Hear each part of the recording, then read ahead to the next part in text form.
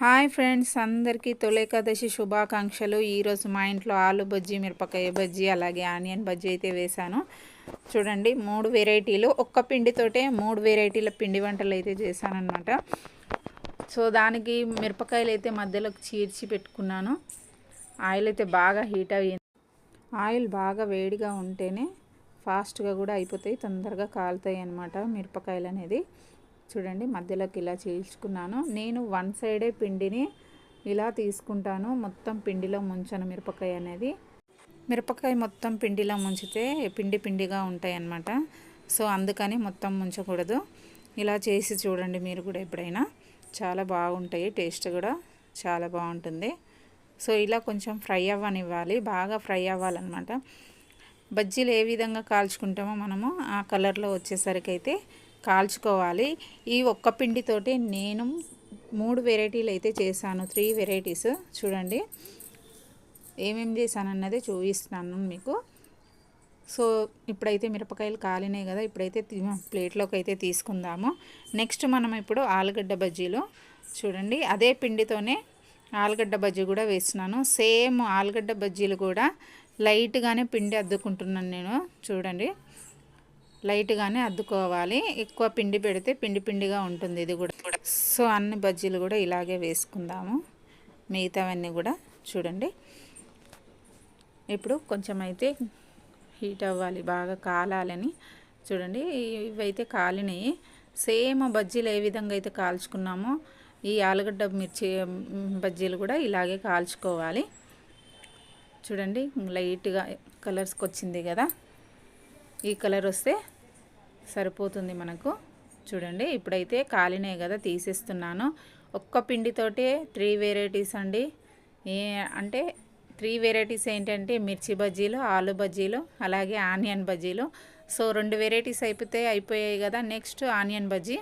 చూడండి, ఈ ఆనియన్ బజ్జీ కొంచెం జాగ్రత్తగా వేయాలన్నమాట. ఆనియన్ డెలికేట్ కదా, ఇరిగిపోతూ ఉంటుంది మధ్యలో.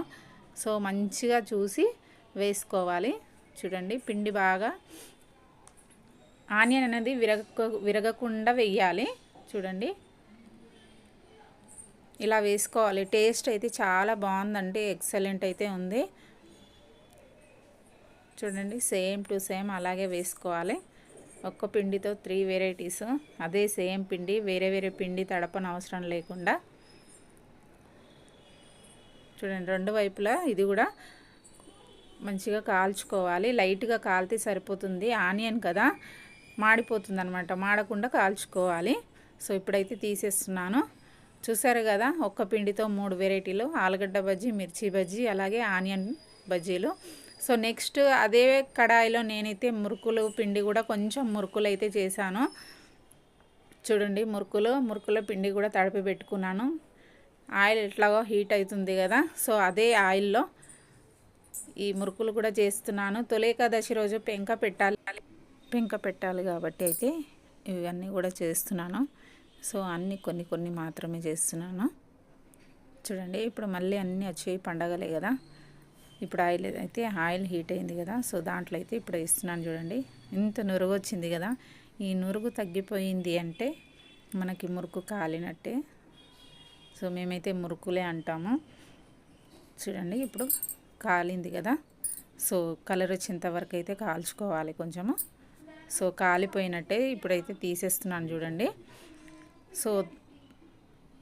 చూడండి, ఇంకొకటి కూడా అదే విధంగా వేస్తున్నాను. సో మిగతా పిండి ఉంది కదా, ఈ పిండినంతా కూడా ఇట్లాగే మురుకులు అయితే వేసుకుందాము. వేసుకున్న తర్వాత తొలి ఏకాదశి రోజు మరి మీరు ఏమేమి పిండి వంటలు చేసుకున్నారో కామెంట్ చేయండి. సో ఈ మురుకు కూడా కాలిపోయింది కదా, చూసారా. ఇప్పుడైతే తీసేస్తున్నాను. సో మేమైతే 4 వెరైటీలు పిండి వంటలు అయితే చేసుకున్నాము. చూడండి, సో ఈ వీడియో కనుక మీకు నచ్చినట్లయితే లైక్ చేయండి, షేర్ చేయండి. అలాగే ఫస్ట్ టైం చూస్తున్న వాళ్ళు మా ఛానల్ని అయితే సబ్స్క్రైబ్ అయితే చేసుకోండి. ఇక మిగతా పిండిని అయితే కూడా మొత్తం ఇలాగే చేసుకుందాము. చూడండి, కొద్దిగానే ఉంది కదా పిండి, చూసారు కదా. ఇక అన్ని మురుకులు కూడా ఇలాగే చేసుకోవాలి. చూసారుగా, కరకరగలాడే మురుకులు అయితే రెడీ అయిపోయాయి అన్నమాట. తొలి ఏకాదశి శుభాకాంక్షలు మరోసారి అందరికీ.